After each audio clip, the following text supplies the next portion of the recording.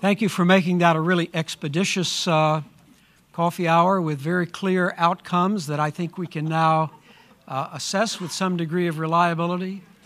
I am not going to, although I would really love to provide an eloquent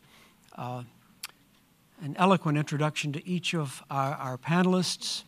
I will instead provide a very brief introduction to innovative and creative thinkers in higher education, individuals with whom I've been working for many years in many different ways.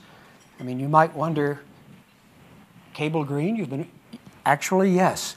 Cable and I were colleagues on the Ohio Learning Network for a number of years and would meet regularly down in Columbus, and I began to develop an appreciation then for his forward thinking, his willingness to be an iconoclast if necessary, his embrace of new technology, and his sense of the values to be found for students in that new technology. Susan, I have become acquainted with through AAC and you, again, in a variety of ways, but have developed a deep respect for the integrity that she brings to her work, for her imagination, for her ability to work in many different venues with a consistent purpose, a consistent set of educational values.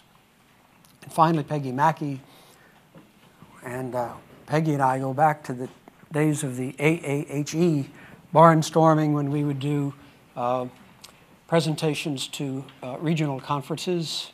We've been working much more recently as colleagues in the Institute for General Education. And when I described her earlier as the godmother of assessment, I think of Peter Ewell as the godfather of assessment, by the way.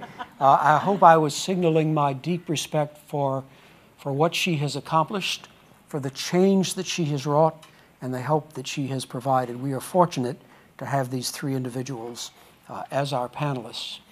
In a sense, you are also our panelists. There will be points at which I'm going to turn the question out to you, and we will, again, have the roving microphones, because we don't want you to see this as a kind of series of presentations. We want you to see it as a conversation in which you have a role to play.